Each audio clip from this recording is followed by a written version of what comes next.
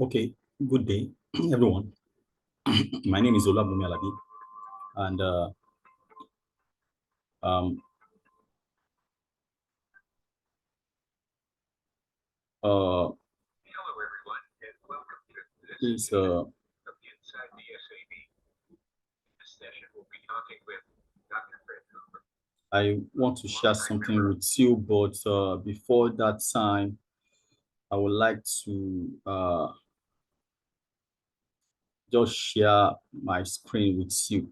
Okay, so like I said, my name is Olabumi Alabi, and today uh, I want to share with you how to share the products. Now, people will be asking, how do you make money in NeoLife? If you are teaching us financial freedom, at least must do something to make money. So I want to show you the how to make money in NeoLife. If you have time and energy and don't have money, you can learn how to convert your time and energy to teach others about their health. And health is one of the biggest markets in the world today since COVID, even prior to COVID-19, right? Uh, so today, uh, I want to talk about code red. Now, WHO defined good health or well-being as not the absence of illness, but the ability of the individual to manage their emotional, their spiritual, their physical, uh, financial stress without affecting their overall contribution to their immediate family, to their community, and to the nation at large. Okay, so today, uh, WHO defined what is called code red, and code red means rest, exercise, and diet. So rest means that we need to sleep 8 hours every day, 6 hours at night, and 2 hours siesta during the day. And that's 10% of our lifespan. When was the last time that you had time to sleep 2 hours in the afternoon? Uh, and accumulation of that leads to stress. Now, second one is exercise. We are advised to, health professional advise us to exercise 30 minutes daily. And those who exercise 30 minutes daily, they have the chances of living longer than those who do not exercise. For instance, if somebody is obese and he or she is disciplined to exercise as himself or herself every day, 30 minutes, that person has the chance to live longer than somebody who is normal size but does not exercise 30 minutes daily. And that also contributes 10% to our lifespan. The third one is diet. Diet simply means eating appropriate portion of food daily, which is called balanced diet, and that is 80%. So if you are going to write an exam and they told you you have 3 questions, the first 2 questions are 10 marks and the last one is 80 marks. If you want to pass that exam, which one should you focus on? As a student, we all know that 80% is what we focus our attention on. That gives us a guarantee that we can pass the exam. So 80% of what we eat contributes to our lifestyle. So what we put into our mouth is very important because we are what we eat. So this diet, if you remove the last T, what do we have? You have die. Now, I pray that you will not die suddenly in Jesus' name. But this, most of us around the world, as we're going to see today, we are eating to die instead of eating to live. And that's why I called this food is messy, because if we eat balanced diet, we naturally will, our body will be able to heal itself. So that is good red. So 80% of what we eat is what WHO says contributes to several people falling down with all kinds of illness. And that's why they charge us to go into our community to sensitize them in churches, in mosques, in marketplaces about their health so that they can live, take charge of their own health and live an healthy lifestyle. So today, I want to show you what is the wellness pyramid. The health food pyramid is divided into 1, 2, 3, 4, and beneath is 5. Okay, So the top of the cone here is fat and sugar, which is 5%. And the next one is protein, 15%. Fruit and vegetable is 30%. Okay. And whole grain is 50%. What is whole grain? Whole grain is a combination of wheat germ, rice bran, and ofada rice. That we call ofada rice now stable. So, but it's wheat germ, soya bean, and rice bran. So underneath it, we have physical exercise. So anybody that eats this way, right, naturally we have unhealthy cells. Unhealthy cells equals to healthy body, which means that when you eat balanced diet, nutrient comes into your cell because your cells, they are permeable, they are healthy, and they push out toxin. That's why most people in the morning, the first thing after they wake up and they take warm water is that they go to restroom when their bowel moves. Okay, so if people eat this way, they have healthy body, they are vibrant, they are healthy, they cannot come down with sickness because the food that they are eating is providing uh, uh, mechanical defense against internal and external sicknesses because they are eating well and they are eating balanced diet. So let's go to the second type, which is called typical wellness pyramid. The typical wellness pyramid is inverted, the opposite of the first one. Fat and sugar, which is fat and carbohydrates, is 50% here. And then protein is 30%. Fruit and vegetable, 15%. And whole grain is 5%. And people hardly exercise. So if people don't exercise, right, they have what you call unhealthy cells, and unhealthy cells equals unhealthy body. Why? Because the nutrient that comes in, they are forced back because the cell membrane is rigid, is hard. So the nutrient that managed to enter does not come out. That's why people come out with constipation. Okay, diabetes, they have cancer, they have stroke and high blood pressure. Okay, so the question I want to ask is this: how do you eat? Since you yourself, how do you eat? Do you eat this way or this way? So if you answer correctly, it's going to help us. So people who eat this way anywhere around the world, most majority of people eat this way because of their tight schedules and trying to meet up with their job. They are also on the road, so they eat this way, eat junks, eat junk food, carbonated drinks, and that leads to our eating wrongly. Okay, will lead to constipation, indigestion, diabetes, cancer, high blood pressure, and stroke, etc. So today I want to focus on one, which is diabetes. What is diabetes? Diabetes is like having a traffic jam in your body. Naturally, your body gets energy from food, just like car moving smoothly on the road. But when someone has diabetes, it's like someone cars for sugar, gets stuck and can't move into the cells to get energy. So the sugar stays in the blood, causing problems. Just like how a traffic jam slows down cars, diabetes can slow down your body's ability to work properly. So that is how to explain diabetes to a 9-year-old. Why? Because our body does not break down the carbohydrates, that is 50% of our stable food, down into glucose that our body needs. So you can see what's diabetes. I've shown us what diabetes. So we have type 1 and type 2. So now you see this, we have a gadget with which we run tests. And this gadget, when it shows red, show that your sugar is high. If it is green, it's normal. Or if it's low, okay, that means you need sugar in your system. But when there's too much, that's a sign of diabetes. Okay, and it's type 1 and type 2. Okay, and there's also what's called gestational diabetes, which is prevalent in pregnant women. Okay, but after they give birth, over time, their body gets back to normal. So, how to manage my diabetes? Okay, now you can see here that sugar, most of the things that we eat, they are sugary. okay? And our body does not, the pancreas does not produce enough insulin to break down the sugar into glucose that our body needs for energy function. Okay, that's why we come down with diabetes. What are the symptoms of diabetes? Now, the symptoms of diabetes are urine, you pee a lot, often at night. You are always very thirsty.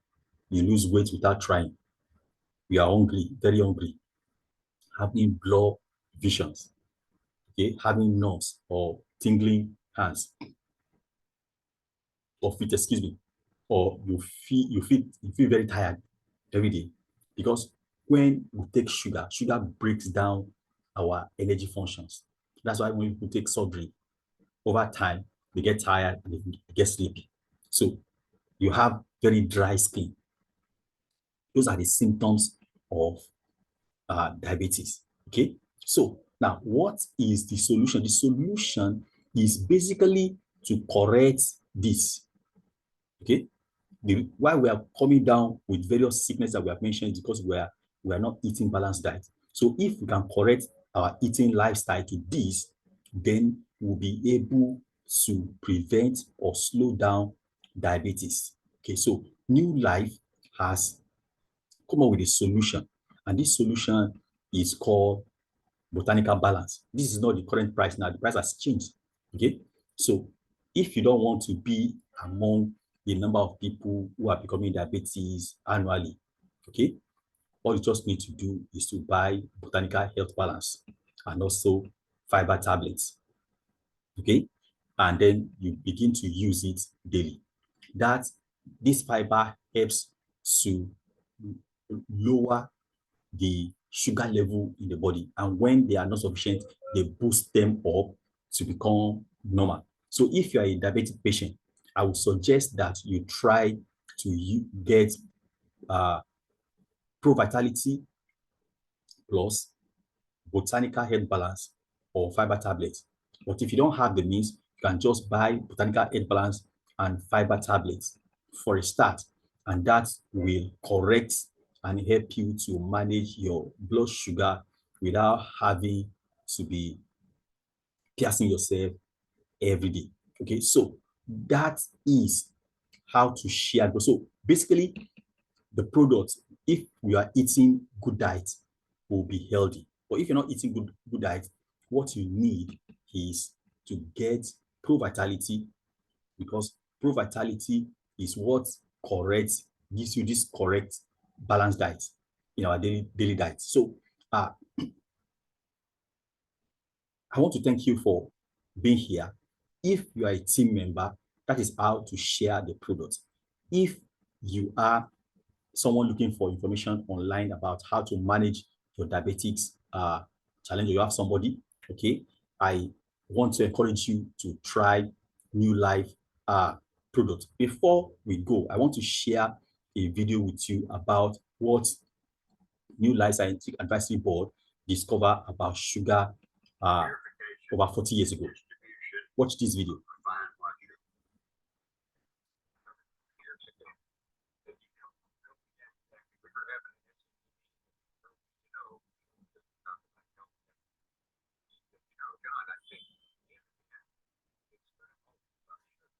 It's primarily going to be about sugar, and I think it's proven that way. Now, if we look back a little bit, one of the things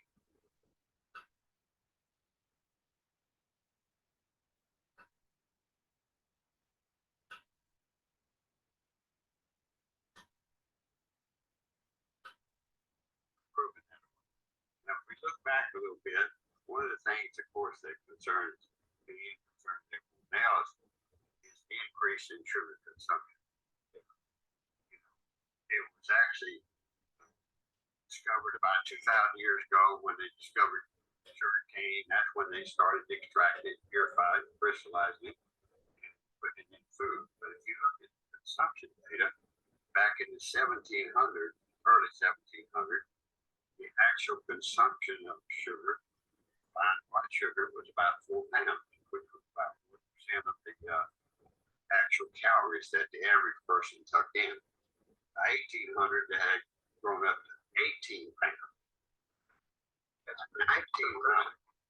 person per year, yep. Per person per year. Correct. By 1900, it had grown to 60 pounds. And now we're looking at total consumption of caloric sweeteners up to 125, 26. A recent article by the U.S. Department of Agriculture said it's as much as 150 pounds per person per year.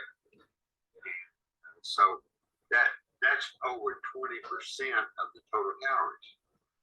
And of course, the problem with that, or one of the problems with that, is the fact that it's empty calories, and therefore the nutrients that we need from our food has to come from only 8% of our total intake. And one of the things that really kind of disturbs me when we talk about things like this, particularly sugar, we talk about the average.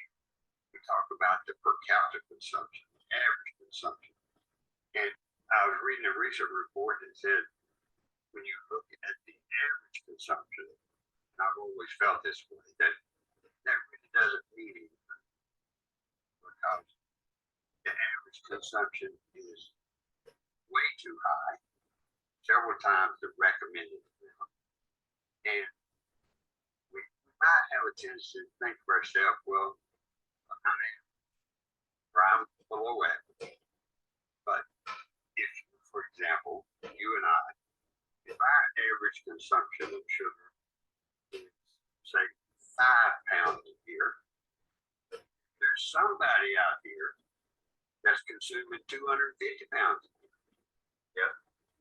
You know, because in the world of science, they always talk about averages, and it doesn't address the individual. And so I think that's one of the fallacies of science, because they can't be more specific than that. They expect the consumer to look and see what the average is, and we all know that the average is too much. Yeah. So everybody thinks, well, I don't get average, so I'm healthy. But that's kind of a fallacy, because our system, and I'm going to talk about this for just a little bit, our system is not designed, absolutely not designed to have a large intake of refined sugar.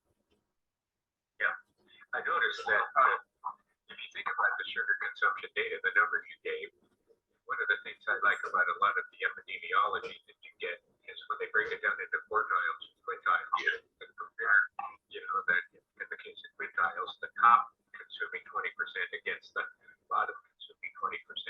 And if that 150 or 120 pounds is the medium, you know that top quintile, if the top 20% of consumers has got to be doing hundreds of pounds rather than here, just to make the numbers work.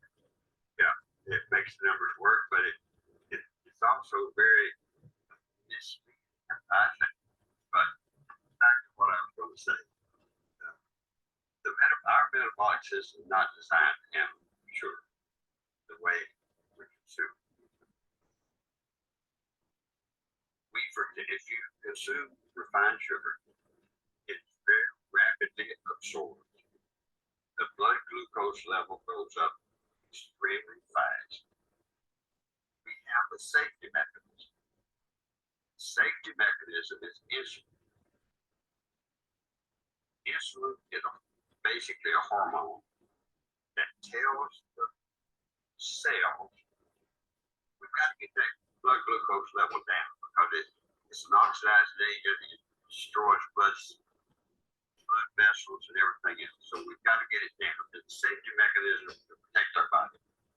And the way we do that is we release insulin.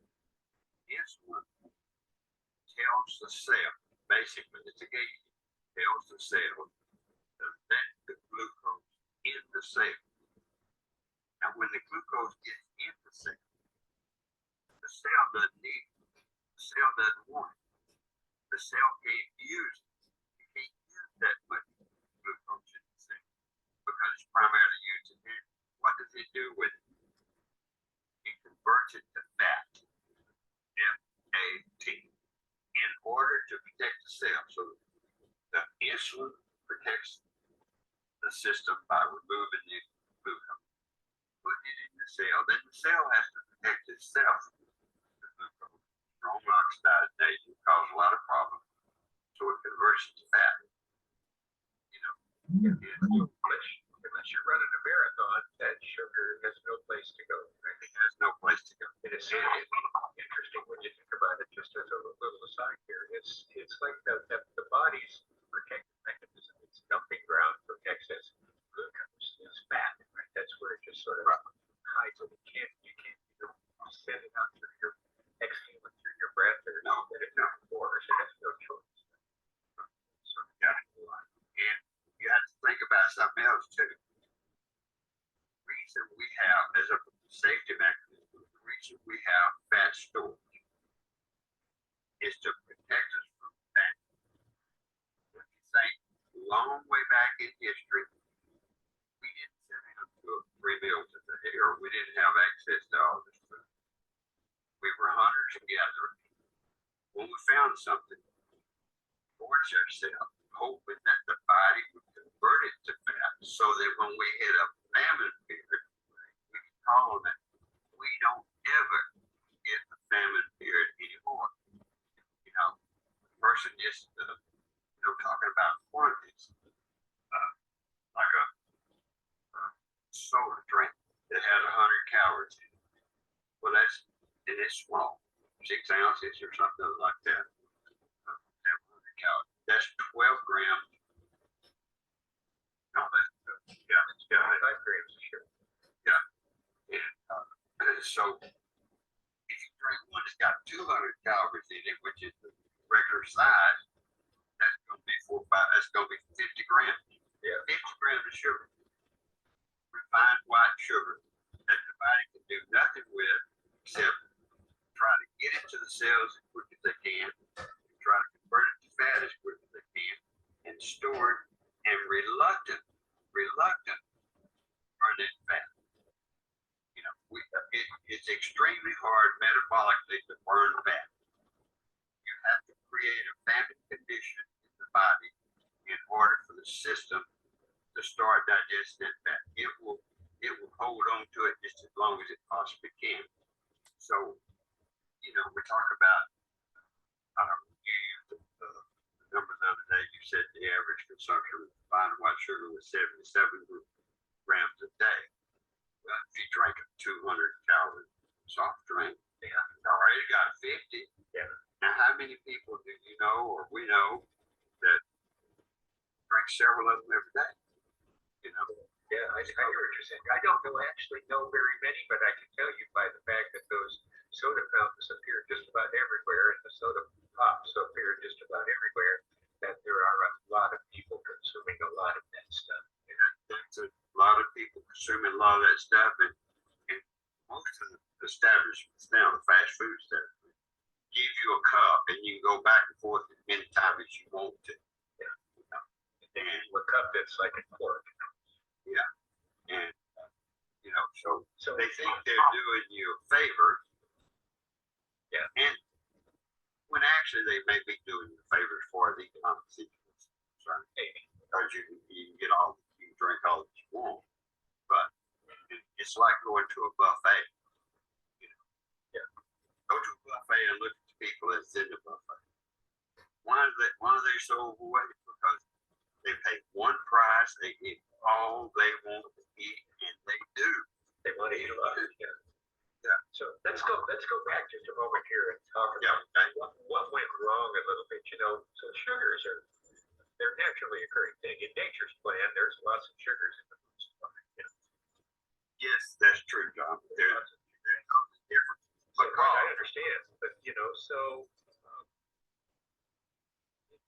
it's there, but it's there in a way that takes a lot of, first of all, traditionally or historically, takes a lot of energy to get it, and it takes a lot of energy to extract it from what you eat. So it's not so much that naturally occurring sugar isn't something that nature planned for. It's this idea that we did all of that work now, so that the body, you don't have to work to find the sugar, but then you don't have to work to get it out of what you ate. It's just sort of instantaneous. But in reference to the natural sugar, you know, we've talked about this a lot, the glycemic index, because the natural sugars, it takes a lot of metabolic energy, a lot of metabolic time in order to extract those sugars. So if they're done for you, I mean, sugar is just like alcohol. There's no control mechanism on absorption. You eat refined white sugar, high fructose corn syrup, any of those sweeteners that have been purified, it goes straight to the brain. It's like alcohol does. It goes straight to the bloodstream, you know. But yes, natural sugars in their natural state, natural form, in the natural fruits and vegetables that we might consume, there is a control mechanism just through the digestive system that slows their intake. You know, that in relation to sugar with a high fiber diet. You know, it slows down the absorption of the Yeah, but sugar in the presence of fats. If fats present, glucose is low. It occurs naturally in the food supply. That was nature's plan all along. And in fact, a big part of our biochemistry is really dependent on simple carbohydrates. The brain loves to burn simple carbs. So it's just when we overwhelm the system with all of this sort of cheap and dirty glucose, if you will, then we encounter a problem. I agree with that 100%. You know, historically, sugar isn't, you know, if you look at the data you talked about, 1700, 1800, 1900, you know, it was going up, but it was never very much sugar as a starting point. But what I noticed is that, for example, during World War II, where sugar rationing was going, right, it became in short supply. I don't know why that is. Maybe you know. Can you tell us why it became? Well, I don't know exactly why that was the situation, other than the fact that I think most of the machinery and manufacturing personnel were devoted to producing the war machinery and everything. And I think it probably made a great contribution to the limitations here. And plus, as you know, a lot of those food stamps, gasoline stamps, those stamps that you had to have during World War II in order to buy something, was to provide it for the military. And it may not have been a national shortage as much as they wanted to make sure that they had enough for the military. Now, I'm old enough to remember those stamps, you know, and I remember living in a rural community where, you know, aunts and uncles and cousins were all together, and they were always trading these stamps. You know, some of them get gasoline stamps, they didn't have a vehicle. You know, they gave them some leverage. They could trade that for some sugar stamps, some other stamps. So it was, I was young, but it was an interesting time to see all this negotiation going on, because that's the only way you can get some of these things. So when you look at what I call the real impact of health statistics, you know, it seems like it all started happening sort of post World War II. So when we got out of World War II, there was a bunch of things sort of happened in the food supply. First of all, there was a tremendous industrialization of the food supply up to that point. Oh yeah, we had more people living off the land than we did, and then there was an explosion of not sugar-containing products and sweetener alternatives and things like that. And it's interesting that when you look at the diabetes data, for example, from 1950, parallel, right, that there's a direct parallel. As the increase in sugar consumption occurred, the increase in diabetes has occurred. I mean, it's stunningly similar graph. right? It's the And weight. weight. Right. Same thing with overweight and obesity, same sort of thing. So, you know, you look at 1950, there were maybe less than 2 million diabetics in the United States, and you get to today where there are more than 30 million of them. Right.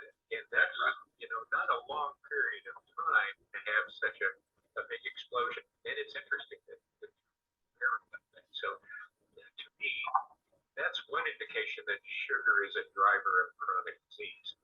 Because obviously diabetes is a chronic disease, but it's also related to, overweight, obesity, diabetes, heart disease, metabolic system, or metabolic syndrome, all of those things. Can you expand upon that a little bit? And I know you sort of looked at it very closely. Just the fact that the body is fighting, the body is actually fighting the blood glucose at such a high level. And it's not unreasonable to visualize it have an effect on all of them. It is to the heart, the circulatory system. It's just, I sometimes, talking about the instance of diabetes, I think sometimes maybe the government had something to do with that. Democrat or Republican, but sugar has been subsidized. For a long time. For a long time. When I was first joined the industry back in '72, actually, sugar was going into food products that I was associated with, and it was the cheapest commodity that they could buy to grow food. The only other thing that might rival it as far as price is concerned was salt. And some food processed foods, they have a lot of salt in them. But sugar was subsidized by the federal government.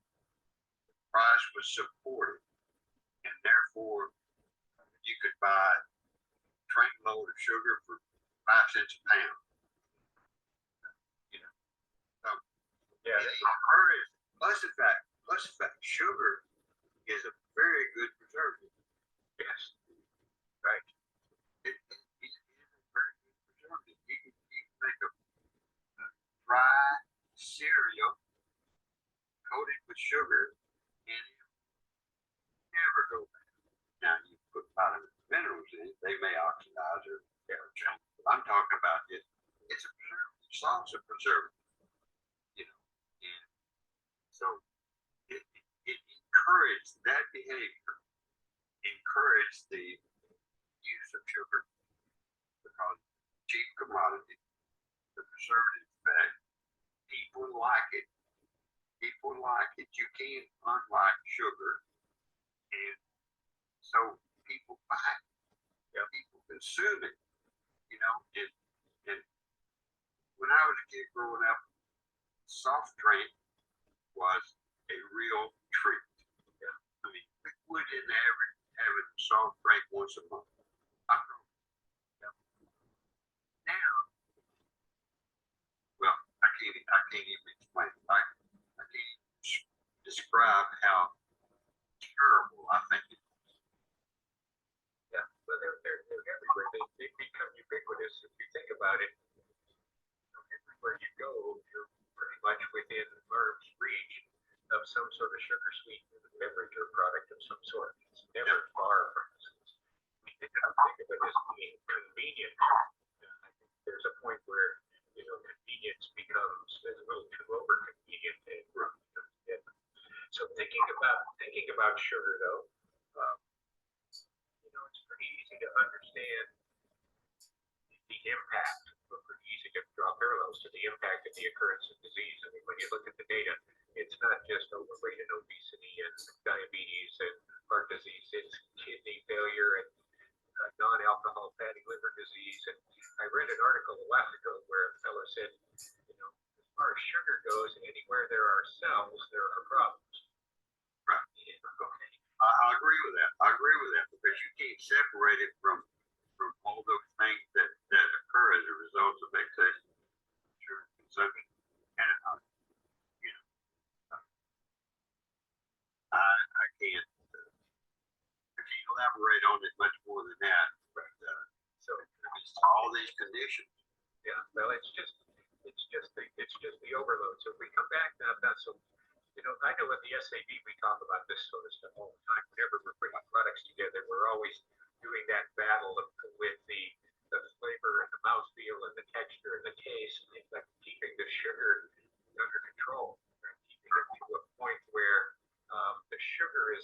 balance with other things that are there. When we did our glycemic response control development, remember back then, we spent a lot of time balancing the ratios between protein, fats, and sugars, carbohydrates, so that we got the body enough the carbohydrate to sustain its needs, what we call good carbs, I think, at the time.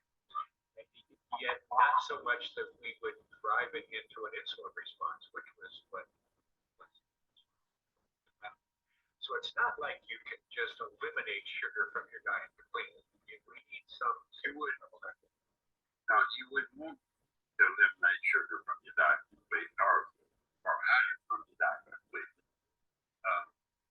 But what we have to do, or what needs to be done, is keep control of the individual, not the average. This average doesn't mean anything.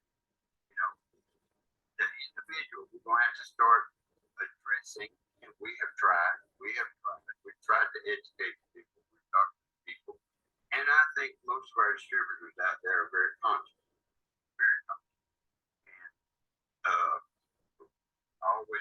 almost find it as a contradiction sometimes that educate our distributors, they know what to do, and they may actually be members of a group that least needs what we have because they have a good practice. You understand? It's almost a contradiction. The healthiest people have the healthiest practices, that's for sure. Yeah, right. The healthiest people consume the healthiest products, and we provide healthy products for them. And but in the meanwhile, we educate them. They try to practice good nutrition. I think there's always the issue of how you get that balance. I know for me personally, I like to get a lot of the sort of vitamins and minerals, or the sort of phytonutrients rather, that are associated with fruits and vegetables. And I also, I know that if you're going to eat a lot of fruit, you're going to get a lot of sugar. Even though it's a little bit slow, Much slower. Digested. Much slower. Very slow. It still ends up ultimately with a lot of calories there, unless I'm out running a marathon, which I don't do very often these days. Those calories are going to be, even though it takes all day to get them out, they're going to have to be digested. So there's this sort of philosophy that I have, is that I consume fruits and vegetables, I try to consume more vegetables and fruit, but I try to consume those knowing that if I take a product like carotenoids or flavonoids, that I can get a lot of those phytonutrients associated with fruits and vegetables without the sugar burden. Not to suggest that people shouldn't eat fruits and vegetables, we should eat products. But there's a way to get a very high density of these vegetable related phytonutrients without all of the sugars that might come with them. Which is one of the things we talk about in the SAP too. So, just to sort of to recap, people that are listening probably wondering, well, what do I do? How can this help me? How do I apply this? And I think that there's a couple of things come out here. One is first of all, your body does need some carbohydrate because nature's plan, it was there. The thing to do is avoid the refined and processed versions of it, especially when they come in big doses like you get in a soda pop. 17 teaspoons in a 12-ounce soda or something like that. I mean, it's a lot of sugar, basically sugar water. So, 25 grams in 100. Yeah, in 100. Yeah. Drink. It's a bunch. It's a bunch. So, I think that in the SIP, like I said, we think about these relationships all the time and make these calculations. So it's safe to say, though, Frandy, and you can comment on this more easily from this, it's safe to say that if you eat a balanced diet, though, and avoid what I call the industrialized food products. Sugar is one of the first industrialized food products, right? If you avoid the industrialized food products and focus on the natural things that are present there. As I like to tell people, avoid the center of the supermarket and go to the extremes, because that's where you're going to find fruits and vegetables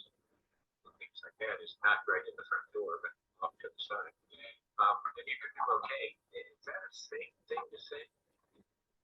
That what? Is that a safe thing to say? Safe way to Sure, that's a safe stay way. away from What, industrial what, what you can do is also recommend that people go out in the orchards and gather their own fruits and vegetables. You think back historically, we could possibly overdose on fruits now because they're so readily available also. But if you think back in history, that's what I try to keep in mind is we did not have this kind of food supply readily available. They had to hunt and gather, and our system is based on gathering mentality or need, not a mentality, need. But I don't think anyone in general would eat enough fruits to overdose themselves on sugars at all. I don't think a person can eat that much because they are slowly metabolized, they're slowly absorbed. It's another protective mechanism. I know from, when I was a kid, we used to go out and work in the orchards here in Central Tennessee. Exactly right. Got the concert picking fruits, and if you ate any of those as you were working alone, your body let you know that it was time to find a more companion. That's exactly right. But you can get that out of there. Yeah, you just brought up another subject that I don't think we GNMD or we the health for people, the activity level, the exercise. Now you talk about running the marathon, too much, or run a marathon, burn it off, et cetera. But the couch potato now is the way of life. Children don't have anything. They may exercise a little bit in school, but we don't exert ourselves. We don't have to exert ourselves. We don't have to exert energy to get in. That's the contradiction right now.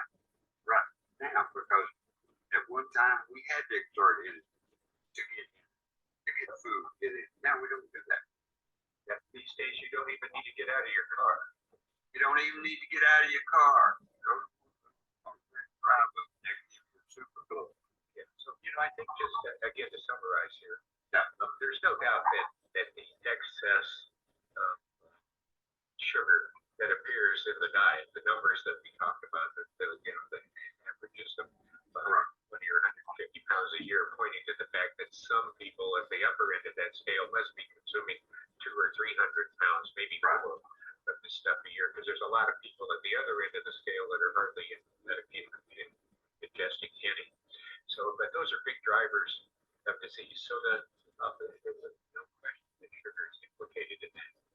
And I think that the key is for people is, like you say, exercise and things like that. And that's why the active lifestyle, the neo lifestyle, as we call it, has always been foundational to our approach. Remember our food pyramids and things like that. They were always on the foundation of activity, right? Exercise, physical activity. That was the foundation. That is the foundation. And then we set it up to maximize the presence of nutrients that are important, whether it is phytonutrients or amino acids or whatever it might be, and minimize the presence of simple sugars and saturated fats or whatever it might be. And that has been the philosophy and the goal of the Scientific Advisory Board all along, to develop these products and tools that allow people to pursue that neo lifestyle and get the nutrients they need and the balance they need without the excesses that are so common in the modern industrial diet. So, Fred, I think that you have been telling this story for probably longer than I can remember.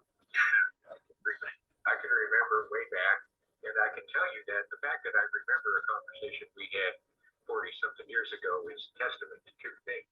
It's testament to one, how convinced I was in your belief in that fact. And two, how your belief in that fact from decades ago has proven to be not only intuitive and insightful, but an alarm that more and more people should be paying attention to. I agree. I just wish more people would do it. And, you know, like I said before, we emphasize to our people, NeoLife people, what they should do, and many of them do it. I wish that they would spend more time, if they have it, more time recruiting people that need the information that we have. Right? Now, that's what our objective is. Yes. But sometimes we might be too focused on ourselves or a limited number of people. So I guess what I'm saying is they should take the flag, go out on the corner, and meet that person coming out of the supermarket with 6, 12 packs of soft drink, and sign them up. Give them a lecture. Yeah, I agree. And as we talked about in the SAB, the problems that are going on in the population, we've been tracking these for decades. They have generally gotten worse decade after decade after decade. And the only way this is going to change, it isn't going to change by some governmental agency publishing a new, a piece of material or a new public service announcement about how bad this is. If it's going to happen, it's going to happen at the population level, at the grassroots level. And I think that's where our distributors and we can have the greatest capacity. It's getting people right in their homes and their communities to understand the problem, realize that there are tools available for us that help them solve that, and to start that change there. If you have to change it in yourself first before you can change it in others, and people who come in and listen to us, even if they don't like anything that we've got to say, if they go away a little more aware of what the sugar can be to their health, or how important exercise can be to their health, or whatever it might be, or how detrimental it is, people have probably added years to their life. Absolutely.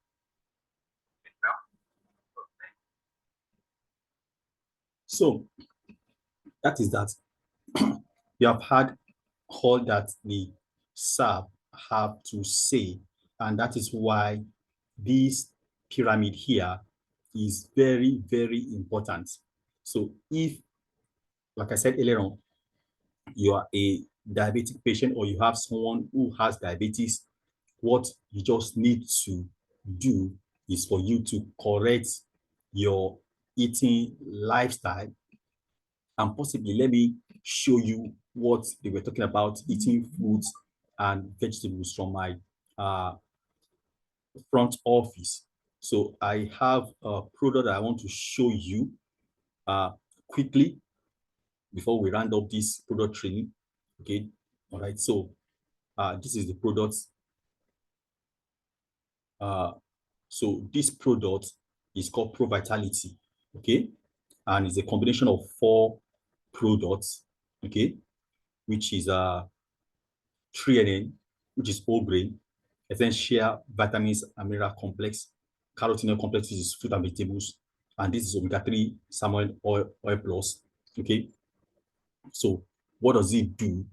The benefit that it has powerful nutrients that support powerful antioxidant protection, healthy heart, immune system, immune strength, healthy brain function, flexible, healthy joints, clear vision, youthful skin, ear and nails, and then lifelong cell health. And 1 sachet of these every day will help you correct your balanced diet. Okay, so now these essential vitamins, like 23 essential vitamins and minerals, is what we get from Pro Vitality on a daily basis. Okay, so this Pro Vitality, you can get it wherever you are in the world, in your own country. All right, so this Pro Vitality is what gives us the balanced diet, and that's what shows the wellness pyramid that I talked about here. So once again, Thank you for watching to the end. I believe that you have learned one or two things about what diabetes is all about and how sugar is the driver of chronic diseases and how you can protect yourself from coming down with diabetes. And please subscribe to this YouTube channel. Also share this with your friends and family and co-workers and church members. And we hope to make the world a healthier and a happier place. I remember my humble self, so see you in my next video.